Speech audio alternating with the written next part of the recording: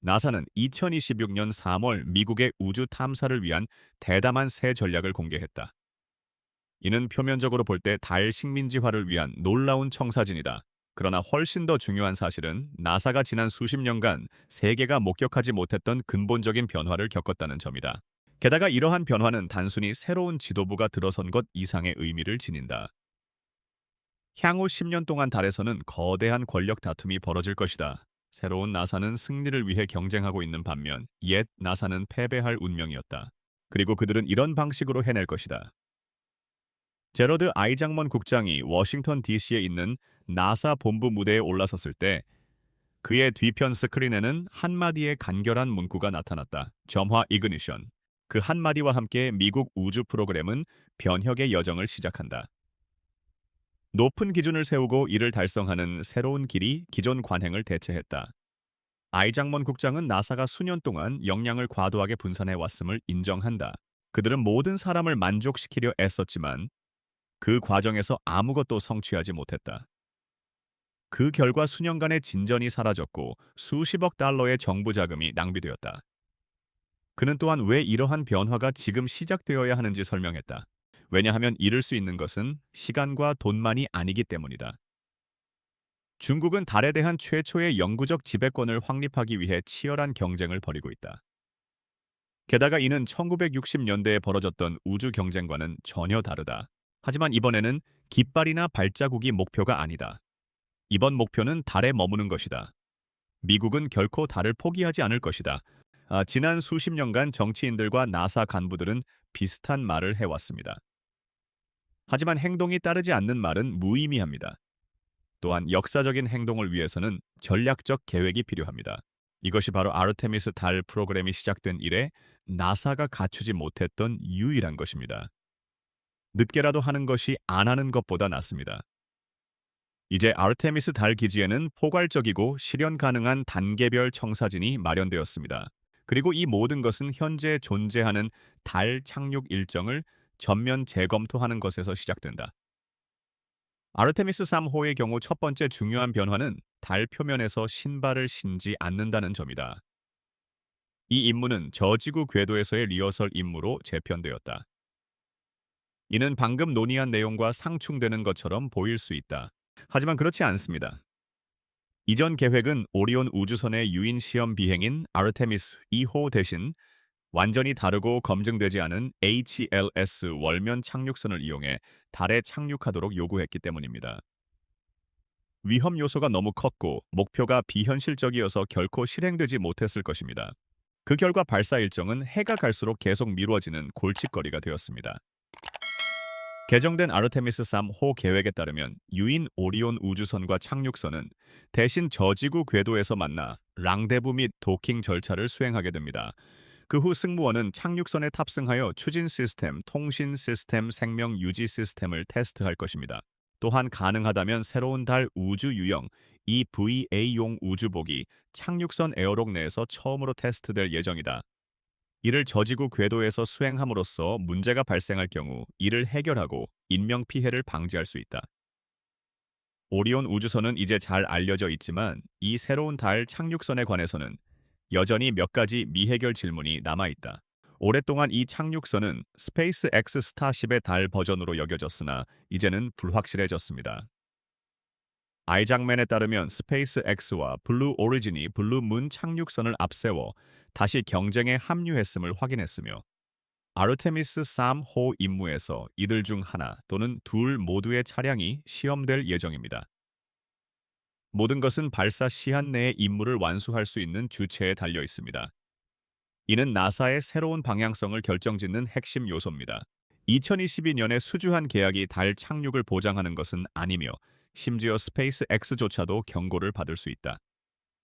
이제 중요한 것은 실행뿐이며 목표를 가장 먼저 달성하는 기업이 미국 우주 비행사를 달로 돌려보내는 주체가 될 것이다. 아르테미스 3호의 마감 기한은 2027년으로 연장되었으며 승자는 새로운 달 착륙선이 확정된 후에도 숨가쁜 속도로 개발을 계속해야 할 것으로 예상된다. 남은 기간이 불과 몇 달에 불과한 만큼 완성된 아르테미스 4호 설계를 확정하기 전에 무인달 착륙을 통해 우주선을 시험해야 한다. 미국은 이 임무의 일환으로 2028년 초 남극 지역 착륙을 통해 달로 돌아갈 예정이다. 그러나 아이작맨이 지적했듯이 이는 발자국이나 깃발에 관한 문제가 아니다. 자신들의 주장을 전 세계에 입증하기 위해 나사는 2028년에 다시 한번 유인달 착륙을 계획하고 있으며 아르테미스 5호는 그해 말 이전에 발사될 예정이다. 이는 지나치게 야심차게 들릴 수 있지만 전성기 시절 나사는 바로 이런 방식으로 운영되었다. 아폴로 11호의 첫 달 착륙과 그 뒤를 이은 아폴로 12호의 착륙은 단 121 만에 완료되었으며 이는 단순한 우연이 아니다. 앞으로 6개월마다 승무원이 달에 도달하게 됨에 따라 이는 미국 달 착륙의 새로운 속도를 정립하게 될 것이다. 이 시점에서 달의 연구 기지를 건설하려는 나사의 헌신도 변화하며 이는 표면 작전을 최우선으로 하는 것에서 시작된다. 한때 달 궤도를 돌도록 계획되었던 루나 게이트웨이 우주 정거장은 더 이상 실현 가능하지 않지만 그 건설에 투자된 시간과 자금이 헛되이 쓰인 것은 아니다. 첫 번째 달 기지는 이미 우주 정거장을 위해 제작된 모든 장비를 활용하여 설계되고 있다. 나사는 기지 건설에 200억 달러를 배정했으며 완공까지 7년이 소요될 예정이다. 전체 계획은 3단계로 나뉘며 그중 첫 번째 단계가 지금 시작된다.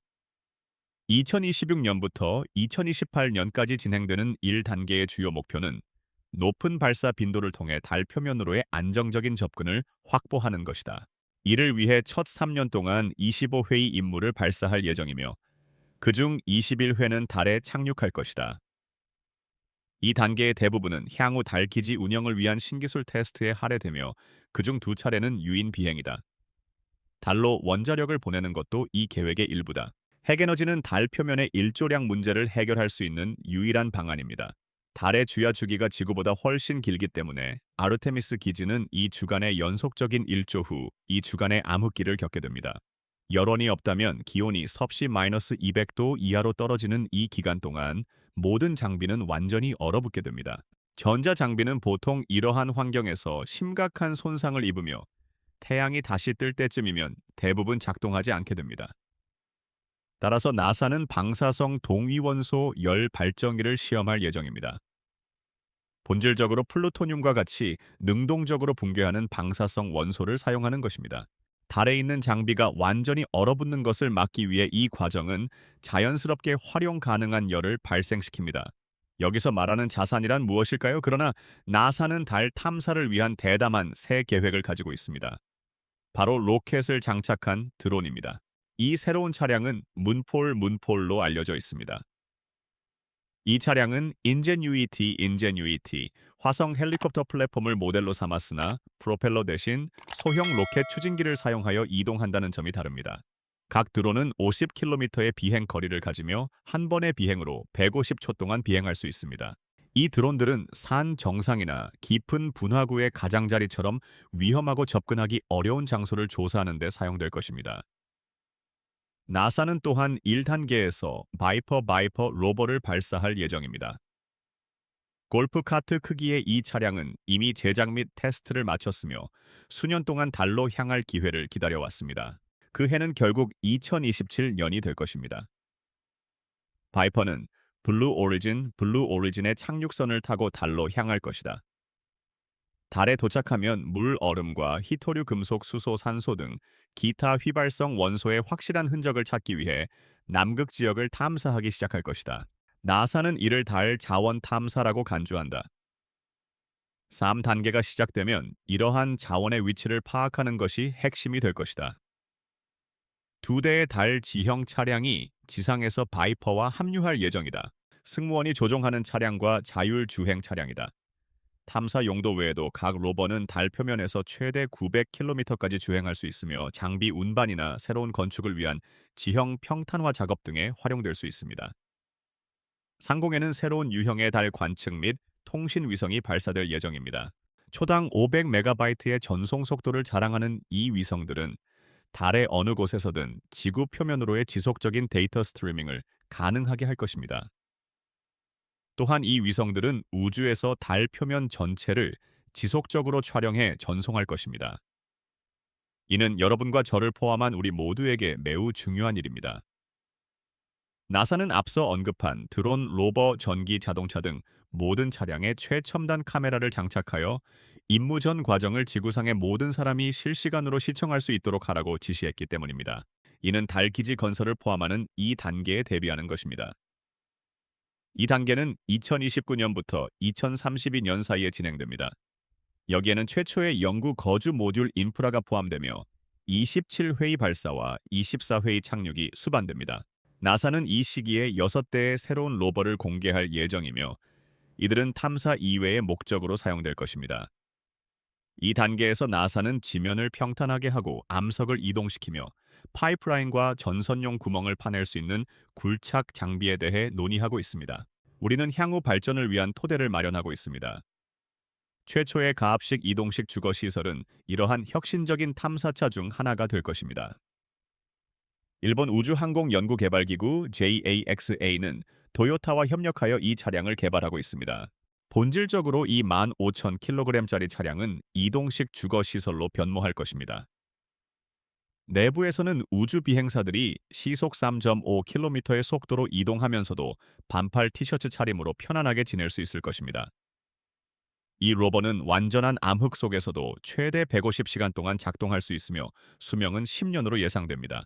또한 이 단계에서는 과거보다 더 많은 전력이 필요하며 이는 두 가지 형태로 공급될 것입니다. 첫 번째는 태양 에너지입니다. 가능한 한 많은 햇빛을 모으기 위해 긴 기둥 위에 태양광 패널을 설치하고 장기 에너지 저장을 위해 거대한 배터리 팩에 연결할 것입니다. 여기에 원자력이 추가될 것이며 이는 단순히 온도를 유지하는 것 이상의 역할을 할 것입니다. 수백 와트의 전기를 생산하고 여러 설비에 동시에 전력을 공급할 수 있는 핵 분열 원자로가 나사에 의해 달로 보내질 것입니다. 이 단계가 마무리될 무렵이면 달에서의 장기적인 인간 거주에 필요한 모든 준비가 완료될 것이다. 이제 우리는 본격적으로 3단계에 접어든다. 여기에는 2033년부터 시작되는 모든 것이 포함되며 아르테미스 달 기지의 상주 인구가 3단계의 핵심이 될 것이다. 나사의 전망에 따르면 4명으로 구성된 교대 승무원이 단일 임무로 달에서 28일을 보낼 수 있을 것으로 보인다. 사람들은 서로 연결된 여러 모듈에 거주하게 될 것이며 이는 본질적으로 국제 우주정거장 ISS이나 게이트웨이가 구상되었던 것과 유사한 우주정거장이지만 지상에 건설된 형태입니다. 거주 모듈은 매달 약 8,000kg의 식량 물 공기를 공급받으며 자체 핵 분열 발전기로 직접 전력을 공급받게 됩니다. 나사는 기지 외부에서 첫 번째 현장 자원 활용을 시작할 것입니다. 이는 주변의 토양과 암석을 채취하여 활용하는 것을 의미합니다. 그림자가 드리워진 분화구 바닥에 저장된 얼음을 이용해 물을 확보할 수 있습니다. 이 물을 연소용 수소와 호흡용 산소로 분리하는 것도 가능합니다. 또한 나사는 3D 프린팅 기술 시험을 시작할 계획입니다. 이는 표면의 먼지를 녹여 주입 가능한 시멘트로 만드는 방식으로 궁극적으로 달의 최초의 진정한 영구 구조물을 건설하는 데 사용될 것입니다. 이것이 극복할 수 없는 과제로 보인다고 해서 당신이 미친 것은 아닙니다. 나사는 자신들이 시도하는 일이 거의 불가능에 가깝다는 점을 인정했습니다. 하지만 그것이 바로 목표입니다. 우리는 일이 간단해서가 아니라 어렵기 때문에 이 일을 하고 있습니다. 게다가 중국은 도전적이고 거의 불가능에 가까운 과제를 수행할 준비가 되어 있습니다. 이것이 바로 새로운 우주 경쟁의 판돈입니다. 충분히 괜찮은 수준으로는 더 이상 부족합니다. 그리고 한동안 자리를 비웠던 나사는 이제 어떤 사실을 깨닫고 있습니다. 왜냐하면 달 기지 건설은 이 아르테미스 계획 전체의 진정한 주된 목표가 아니기 때문입니다. 미래 세대의 과학자와 엔지니어, 즉 오늘날 우리가 솔직히 불가능하다고 생각하는 일들을 자신의 경력 속에서 해낼 젊은이들에게 영감을 주는 것이야말로 진정한 사명입니다. 하지만 그 아이들이 행동에 나설 동기가 없다면 결코 그 목표를 달성할 수 없을 것입니다. 모범을 보이는 것은 나사의 책임이지만 그들은 아주 오랫동안 그 책임을 다하지 못했습니다. 하지만 오늘날 마침내 미래는 다시 궤도에 올랐습니다. 그러나 여기서 이야기는 더욱 놀라운 방향으로 전개됩니다. 달에 기지를 세우는 일은 단순한 생존이나 기술, 심지어 경쟁 이상의 의미를 지니기 때문입니다. 이는 통제와 관련이 있습니다. 게다가 대부분의 사람들은 우주라는 맥락에서 통제가 얼마나 중요한지 잘 알지 못합니다. 우리는 인류 역사상 처음으로 다른 행성을 방문하는 것에 그치지 않습니다. 우리는 그곳에 정착하고 자원을 채취하며 어쩌면 더 큰 무언가를 위한 발판으로 활용할 준비를 하고 있습니다. 궁극적인 목적지는 달이 아닙니다. 이곳은 첫 번째 관문일 뿐입니다. 이 시점에서 전략적 파급 효과를 간과하기는 어렵습니다. 달의 영구적인 인프라를 최초로 구축하는 자는 단순한 과학적 진보 이상의 혜택을 누릴 것이기 때문입니다. 그들은 경제적 이익을 얻을 것입니다. 전투에서의 우위도 확보할 것입니다. 그리고 무엇보다도 전 세계에 대한 심리적 우위를 점하게 될 것입니다. 생각해 보십시오. 달은 지구에서 38만 킬로미터 조금 넘는 거리에 위치해 있습니다. 며칠이면 도달할 수 있을 만큼 가깝지만 완전히 별개의 작전 구역으로 기능할 만큼 충분히 멀리 떨어져 있습니다. 아직 규정이 마련되고 있는 영역이죠. 선점자는 그 공백 속에서 규칙을 정할 수 있습니다. 이러한 이유로 나사의 접근 방식만이 유일한 것은 아닙니다. 미국의 접근 방식은 이렇습니다. 또한 일정이 왜 갑자기 이토록 치열해졌는지도 명확해집니다. 기술적 어려움이 더 이상 지연의 유일한 원인이 아니기 때문입니다. 이러한 손실은 전략적인 것입니다. 이제 시야를 더욱 넓혀보면 달 기지는 독립된 프로젝트라기보다 완전히 새로운 시스템의 기반으로 보이기 시작한다. 인간의 활동이 더 이상 지구에 국한되지 않는 시스템 말이다. 달 표면에서 직접 원자재를 채굴하는 상황을 생각해보자. 히토류 원소들, 헬륨-3, 물이 포함된 얼음. 이 모든 것이 지구의 중력권에서 벗어나지 않고도 정제 및 가공될 수 있다. 이것만으로도 세계 경제는 완전히 변모할 것이다. 중력 때문에 지구에서 물체를 발사하는 데는 막대한 비용이 든다. 그러나 달의 중력은 지구의 6분의 1에 불과하다. 이는 인프라가 구축된 후 달에서 발사하는 것이 훨씬 저렴해진다는 것을 의미한다. 따라서 모든 것을 지구에서 우주로 발사하는 대신 달의 자원을 활용해 우주에서 건설을 시작하게 된다. 위성 연료 보급소, 심우주 탐사선, 이 모든 것들은 지구 대기권 밖에서 조립됩니다. 이것이 바로 아르테미스 계획이 숨기고 있는 진정한 장기 목표입니다. 그리고 일단 그 메커니즘이 갖춰지면 또 다른 가능성이 열립니다. 화성. 왜냐하면 지구에서 화성으로 사람을 직접 보내는 것은 인류가 시도한 가장 어려운 과제 중 하나이기 때문입니다. 거리 연료 필요량 생명 유지 장치의 한계 등 모든 것이 우리에게 불리하게 작용합니다.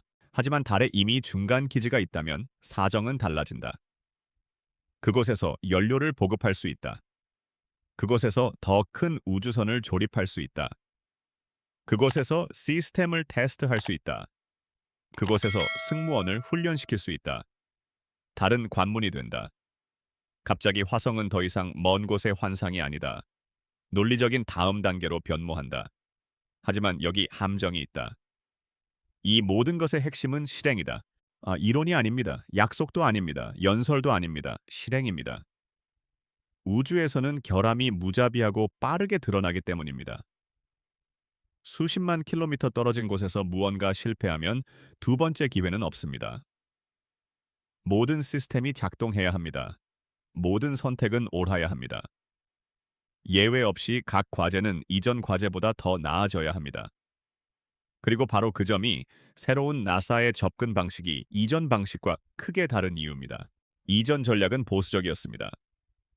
시간을 두고 위험을 기피하는 방식이었죠. 새로운 방식은 반복적입니다. 공격적이고 신속합니다. 일찍 테스트를 진행하고 가능한 한 빨리 실수를 저지르며 신속하게 수정하고 전진합니다. 이러한 사고방식의 근원은 민간 우주 산업에 있습니다. 게다가 이는 전국적인 차원에서 적용되고 있습니다. 그것만으로도 엄청난 변화입니다. 하지만 그것조차 가장 중요한 측면은 아닙니다. 이 계획이 인식에 미치는 영향이야말로 가장 중요한 측면이다. 수십 년 동안 우주 탐사는 멀게만 느껴졌기 때문이다. 추상적이고 정부와 기관이 관리하는 일상과는 완전히 동떨어진 무언가였다.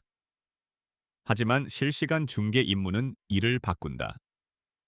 로버가 달 표면을 가로지르는 모습을 실시간으로 볼 수 있을 때, 우주 비행사들이 건설하고 일하고 노력하고 조정하는 모습을 목격할 때, 그것이 현실이 된다. 그것은 즉각적인 경험이 됩니다.